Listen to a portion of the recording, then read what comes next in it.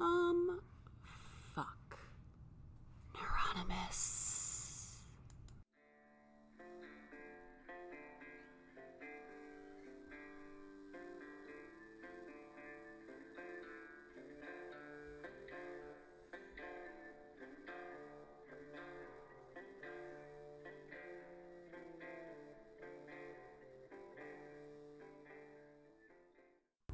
Hello, my fellow neurotics. This is Hal with another episode of Neuronymous.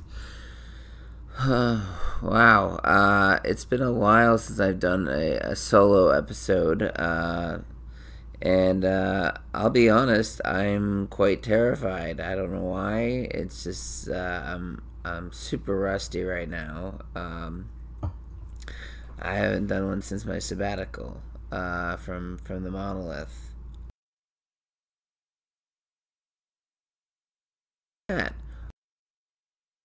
For the last for about almost a month and a half, I was away from work, and I did not make one episode. Why, you say? I don't know, because I'm fucking crazy.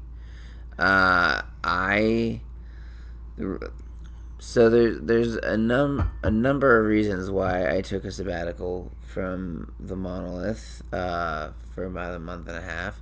And just for people who are stupid, sabbatical is basically like a vacation. It's like a getting away, and yeah. So I escaped from the dangerous clutches of the Monolith for about it was from September 15th to October 28th, I believe it was. So, yeah, during all that time, I did not do a solo podcast episode. And, do you hear that drip in the background? Yeah, I do. Maybe you don't, but I do. It's our sink. It doesn't fucking work anymore. I don't know what's going on with it, but it doesn't fucking work. But it's really pissing me off, and I really want to like wrench it from the base and just like beat somebody to death with it. That's what I want to do right now. Anyway, so I pretty much kind of lost it and went crazy for a while, for a few weeks, leading up to it for a few weeks, between the losing the dogs at the beginning of the year, our crazy litter of 8 puppies, and then losing Lily, my cat, and then losing Bailey, that I made a whole episode about. And then just feeling stuck. I kind of lost it, and I needed to get my head screwed on tight. And I don't, some people would be like, I get depressed. I get really depressed sometimes, and it's okay to be depressed. There's nothing wrong with that. Some people think that mental illness is a weakness, but it's not. It's something that we all, a ton of us suffer from, and I'll be, and some people are just too proud to admit that they are, and that's sad because the thing is, sometimes if you don't do something about your mental health, it can lead to things like suicide. And for a little while, I felt like I was suicidal. I'll admit it. Like, there were times where I thought about like jumping off I went to Minneopa Falls, and I thought about jumping off the like falls thing. I don't know what you call it, the guardrail, whatever. But yeah. So I'm glad to be here. I'm really kind of tired. My wife is just like, you should do a podcast episode, and I was like, and it's not because I don't want to do a podcast episode. It's because I I'm scared to death. I'm scared to death of not being as good as I was. Not that I was saying it. Not that I'm saying I was like perfect. I mean, it's not a perfect podcast. It is what it is. You either love it or you don't, or maybe you like it. Maybe you like it a little bit. You know who you are. You kind of like it a little bit. But so during this little midlife crisis that I'm probably still in, I decided to shave my head. Like, I am completely bald, like no hair whatsoever. It's smooth, and and I put oil in it, and it feels really good. My big fear is that I'm going to be going to Omaha for Thanksgiving, and I'm afraid of my mom is going to call me a skinhead, which is likely. And yeah, I can imagine her calling me a neo-Nazi, and well, that's intimidating. I'm kind of scared about that. But I've been. I'll also say I've been trying to look for other work. I'm just the whole. It's no secret I work in customer service. I don't say what company I work for, but it's a tough job, and it's an unforgiving job, and it doesn't. I mean, the benefits are great, and the pay is great, and they got you by the short and curlies. But my wife, as you know, is a pediatric occupational therapist. She's an occupational therapist. Pediatrics just is part of the deal, and what she does, like, I totally respect. Like, I wish I could do something that she does, where I could actually feel like I contribute to the world, and crediting somebody's bill just isn't fitting. That doesn't do it for me. I want to be able to go home and know that I help somebody, like really help somebody.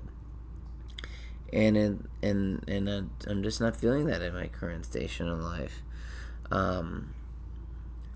I hope that this podcast helps people. Like I said, this podcast is, I try and make it fun and light and entertaining, and sometimes it can be really deep and sad and depressing. But my intention, my original intention for this podcast was to help people. I've said it once and said it before. Like, this job is the podcast is here to help people. Whether it's figure out their sexuality, or maybe help somebody not pick up, their drug of choice, or just somebody to, a distraction, something to listen to, and I've been really, that's been my mission throughout this whole thing. And since I haven't done one for a while, like I said, I'm rusty, and I'm scared that I won't do as good of a job than I used to do. I thought my last podcast episode, where I interviewed Kells, who does Zoe's Fixins, I thought I was really rusty then, and then I had a friend.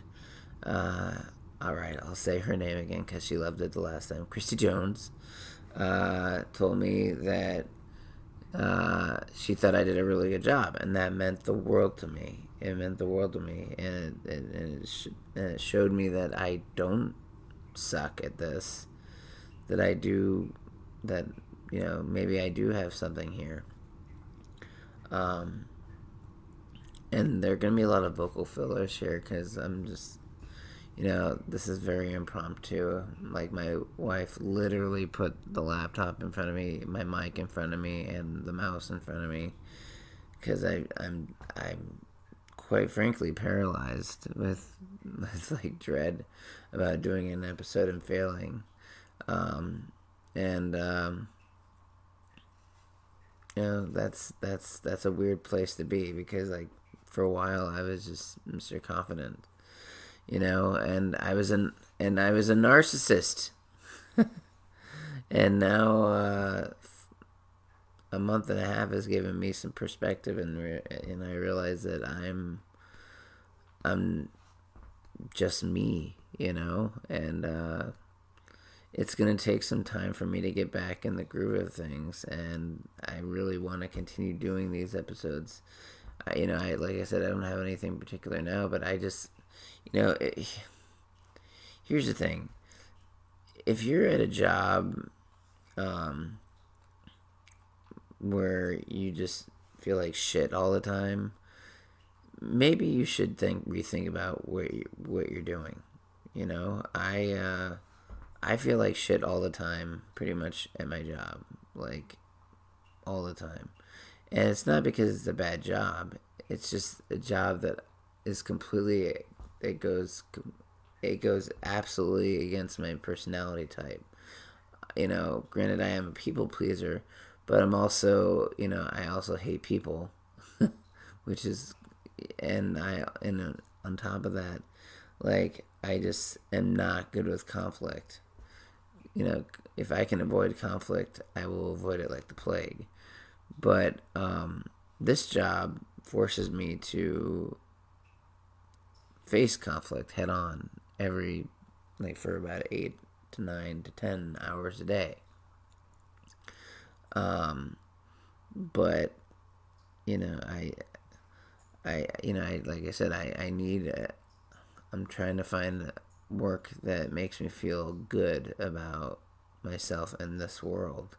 That there's a little bit of hope for me yet. I'm 38. I'm 38. I'm gonna be 39 in March. Fuck. That's scary. Yeah, and I really, I need something. But the problem is, I had a job interview for this job, and it's what I wanted to do, is like for personal care assistance, where I go into homes and help people travel and do help, where I sometimes help people with eating and feeding and toileting and all that stuff. And yeah, the toileting thing sounds kind of weird, but I mean, it needs to be done. But at the same time, like, that to me sounds really fulfilling. But unfortunately, it only pays $11 an hour, so I have to turn that job down. Which sucks, because I want to help people. I want to make a difference. I know that's a cliche, but I want to make a difference in people's lives, and this, I feel like this job could have done that for me. But alas, that's like half my pay that I'd be cutting, and I just can't afford that, not with the family that I have, my wife and our fur baby. And that's another thing. We have Jasper, our last fur baby.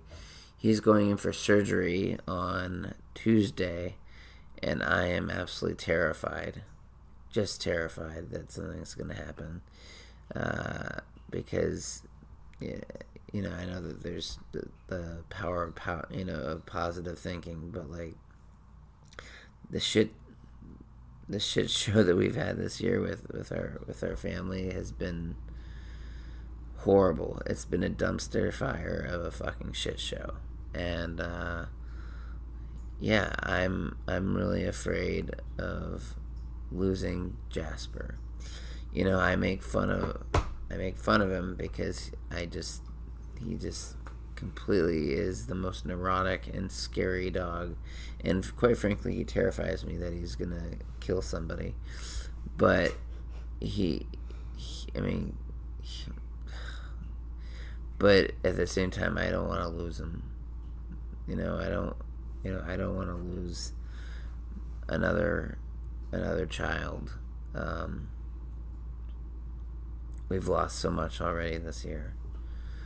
2019 has sucked.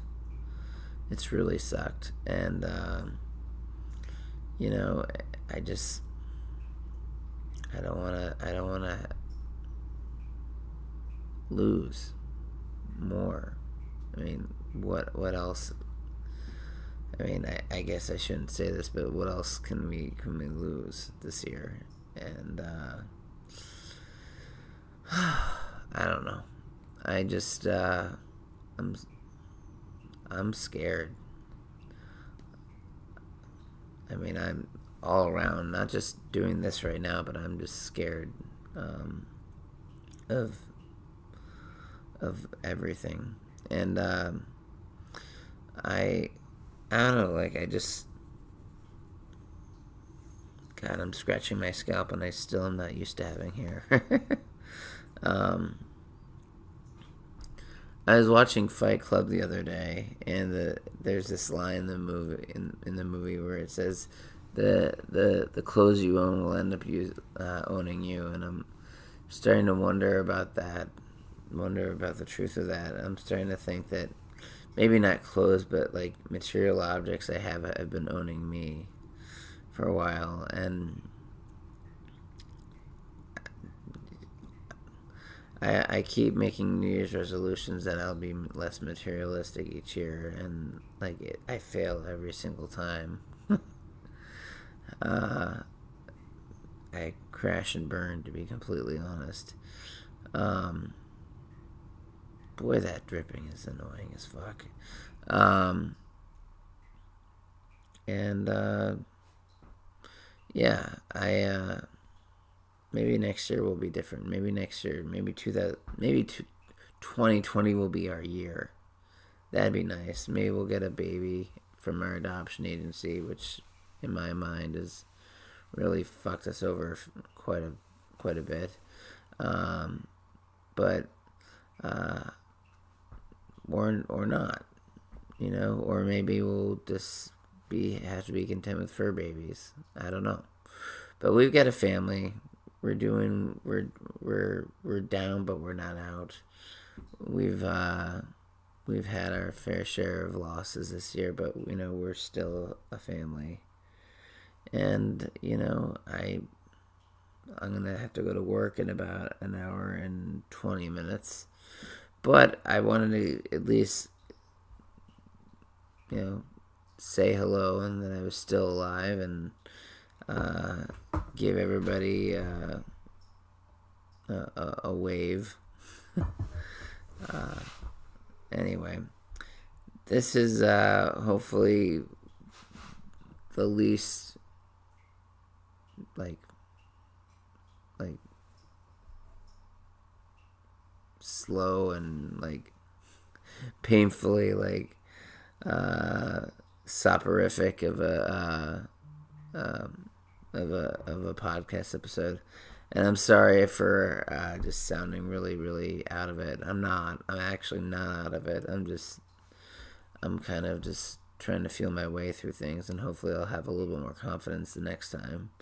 But when you haven't done one of these for, you know, since I think the last one I did was the episode where Bailey, where I talked about Bailey. So that's been at least 2 months ago at least. So you know, it's I don't roll out of bed, you know, ready to make a podcast episode, you know. But at the same time, this has been a particularly hard one because, like I said, I'm rusty, and that's okay to be rusty. You know, it's okay to, be afraid, I mean, I guess the thing is, we're all afraid of something. You know, my biggest fear used to be that I'd be afraid of making my parents angry because they threaten to, send me to Boys Town all the time. Everybody is afraid of something, and if they say that if somebody says they're not afraid of anything, they're fucking lying. They're fucking lying. Like, everybody has a fear. What that is, some people don't even know what it is that they're afraid of. But I know that there some fears are unfounded, others are not. However, it's not a we can't live in them. We have to figure out how to work around them. And this has been a really, really, like I said, strange episode, and it doesn't sound like my usual self. I sound very I don't know. I just don't sound like myself. But I'm here, and I did it, and I'm happy that I was able to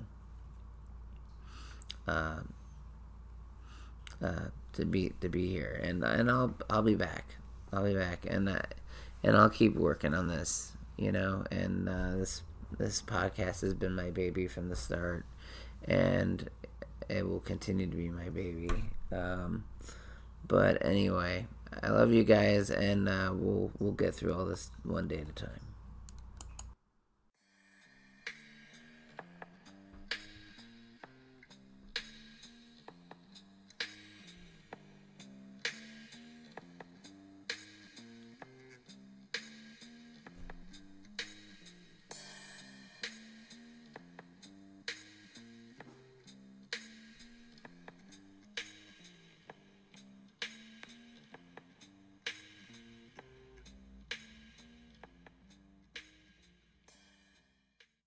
Neuronymous.